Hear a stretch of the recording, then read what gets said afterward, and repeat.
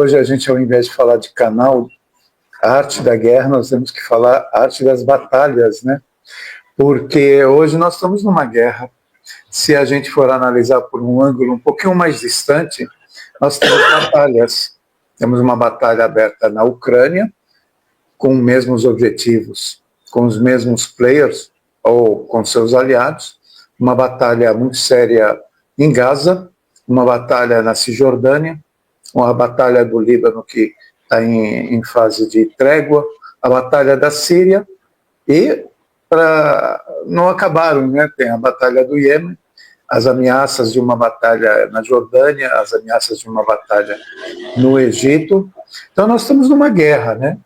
E ao meu entender, a minha percepção, é que a batalha da Síria está no meio do caminho de uma grande batalha que vai se delimitando, que é a batalha de Teherã, ou a batalha do Irã.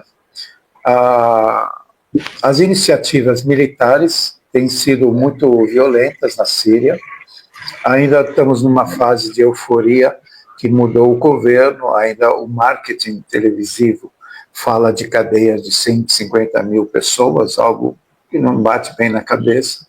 E os grupos políticos, sociais, como a Igreja Ortodoxa, como os grupos drusos, a gente percebe, pela forma de eles cumprimentarem o novo governo, que realmente não está absolutamente nada definido. E isso a gente observa, e nós temos, às vezes, pressa para ter uma posição, o que vai acontecer amanhã, mas o Oriente Médio nunca foi assim, e essa terceira guerra mundial, lutada em batalhas em outros países, ela ainda pode durar muito tempo, até uma formação de um novo bloco. Eu comparei com o Lejeune esses dias, que nós estamos num tabuleiro de xadrez, né? Então tem hora que você ganha um peão, uma hora perde uma rainha, ganha um cavalo, mas no final das contas a maioria das batalhas de xadrez acabam sendo empatadas por um posicionamento que teve muitos perdedores e alguns acabam ficando no tabuleiro.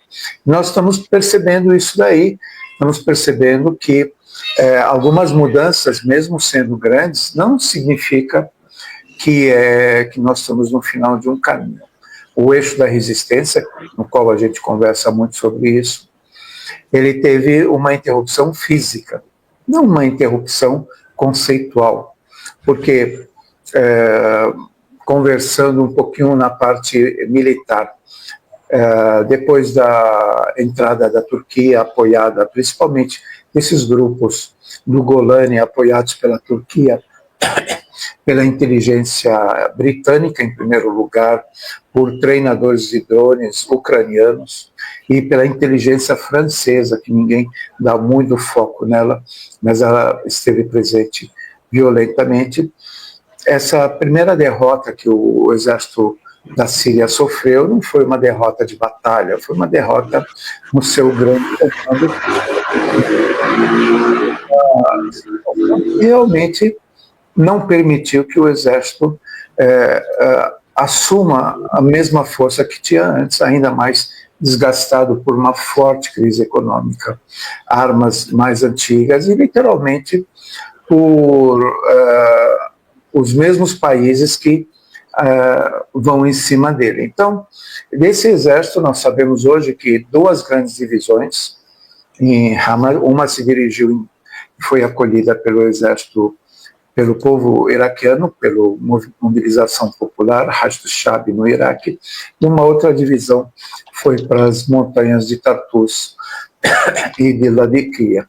Então, de certa maneira, parece que a resistência, que a gente pode ouvir das palavras do presidente Bashar al-Assad, que ele se retirou, ele não quis, ele percebeu que realmente existia uma derrota, mas ele não abriu mão dos conceitos dele, não abriu mão de lutar pela Síria, que é como se ele fizesse o discurso de uma resistência que virá.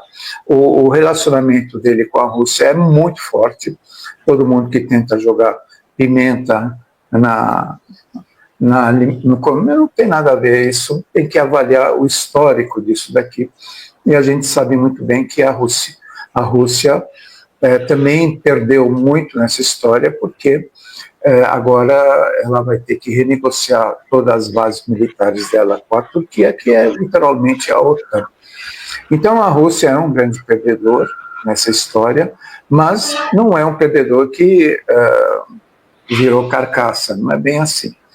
É um perdedor que está se ajeitando, como muitos sírios também, que faziam parte da mesma linha de defesa do Bashar al-Assad, se refugiaram, alguns foram acolhidos pelo exército iraquiano, outros estão nos quartéis. Você muda o perfil do soldado, tal, mas você não consegue mudar realmente a disciplina e a missão que tem. Então, a gente está numa transição política desse modelo.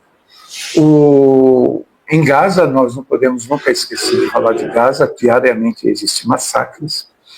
Está se falando muito numa trégua, algumas vezes estão falando em uma trégua temporária, depois vem um número determinado, um monte de fake news, uma hora saiu a lista, não saiu, mas o que a gente sabe é que é o mesmo modo operacional dos israelenses de empurrar o problema para frente na tentativa de literalmente dizimar a população de Gaza.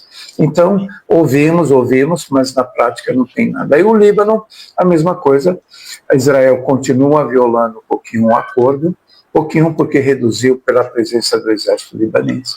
Tem um grande problema no Líbano, que é a eleição do novo presidente, na tentativa de estruturar novamente todos os patamares do governo, executivo, legislativo, judiciário. Toda essa parte, ela depende de iniciar com a indicação de um presidente pró-Estados Unidos. A gente sabe que é muito difícil. Um presidente pró-Hezbollah e pró-eixo da resistência, também a gente sabe que está muito difícil um lado sobrepor sobre o lado. Um intermediário. É muito difícil você ter no Oriente Médio um intermediário, ou você de um lado, ou você do outro. Ninguém vai chegar a achar que vai aparecer um presidente do Líbano e vai virar o Oriente, a Suíça do Oriente. Não existe isso daqui. Mesma coisa na Síria. Quem acredita que realmente fizeram de tudo para destruir um governo laico, com direito da mulher, com direito das minorias, lutou contra o terrorismo por mais de 13 anos. Achar que vai voltar agora todo mundo numa boa e vão deixar os abutres aproveitarem, seja ele no norte ou no sul. Israel já ocupou um território a mais. E ela já disse claramente que só vai sair quando puder, quando quiser. A gente conhece Israel, o objetivo dela é expansionista, não é um projeto de negociar a paz pela terra. Isso já morreu em 2002, quando foi feita a última conferência da Liga Árabe em Beirute. Terra por paz. Israel não quer a terra e quer a paz, mas ela não quer ceder. E aí vem toda aquela questão do Estado palestino, os dois estados. Então agora nós temos a Síria totalmente indefinida, muito fake news a respeito disso, daquilo lá, mas o que a gente tem que ver é o que está na prática. Hoje tem um cessar-fogo que vai até domingo, entre as tropas turcas e as tropas do PKK no norte da Síria, né? Tiveram uns confrontos há 2 dias, fizeram uma trégua, não deu certo, fizeram a outra, e essa eles falaram que duraria até domingo. Quer dizer, o que pode acontecer de hoje até domingo, a não ser os preparativos.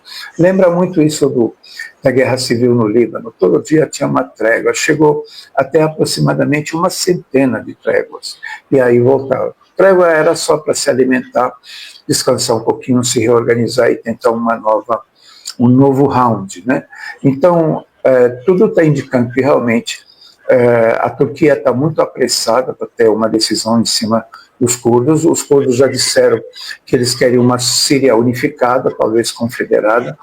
O que eu repito são as palavras de oficiais, de comandantes que falam isso, porque não, se a gente pegar no pé tudo que os analistas falam, a gente acaba se perdendo.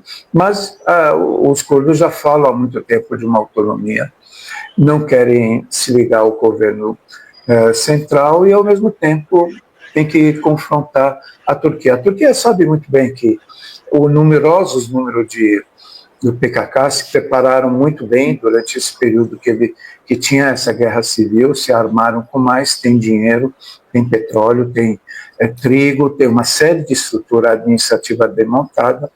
E o pior, para a Turquia, eles podem estar infiltrados dentro da Turquia, como a gente já viu isso em Istambul, há uns anos atrás, as explosões que aconteceram. Isso é um tipo de ameaça, você vai tentar me invadir, você tem que ver se a sua retaguarda também está protegida. Então, no norte da Síria, tudo está caminhando para esse tipo. Parece que realmente vai ter um conflito sério.